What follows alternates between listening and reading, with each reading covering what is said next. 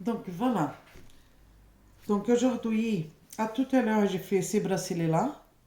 Donc j'ai choisi un élastique fin parce que les perles sont très fines. Et là, vous voyez, on ne voit pas l'élastique. Voilà. Maintenant, je vais faire ces bracelets ici avec une perle en argent ça s'appelle cache-nœud.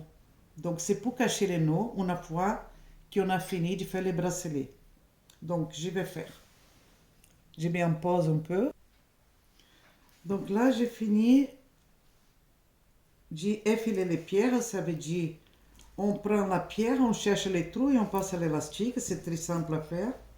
Je vais passer la pierre plus grande. Et je vais m'apercevoir que ça doit être en milieu.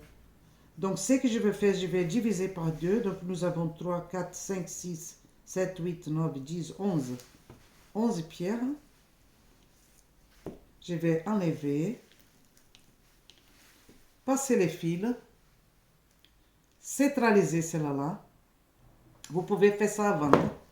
C'est que je n'ai pas pensé de faire avant. Donc j'ai d'autres choses en tête. Voilà, donc on cherche les trous et on passe l'élastique un par un. Donc je mets en pause. Donc là j'ai fini. Donc quand vous avez une pierre qui est différente des autres et que vous voulez la centraliser, il faut regarder les trous de poignée, diviser par la quantité de pierres pour savoir la quantité de pierres pour chaque côté. Et à la fin, on prend la pelle à péter, la pelle à cache-nœud, et on prend comme ça. Il faut serrer. Et maintenant, je fais 3 nœuds. 1. Vous pouvez même passer là 2 fois dans les lacets. Vous voyez, vous faites un lacet, vous passez 2 fois pour bien sécuriser les nœuds. Une fois que vous avez fait les 3 nœuds, je peux même faire plus parce que là, il a suffisamment de place pour mettre plus de nœuds. On va les cacher tout derrière.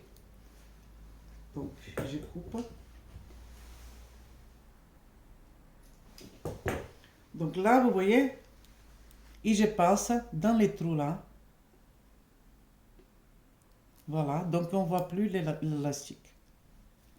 Et là, le bracelet, il est costaud. Alors, l'élastique, c'est ce qu'il a de plus pratique.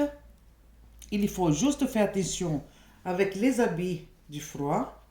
Donc, ça veut dire, vous vous habillez et vous mettez l'élastique, les bracelets après.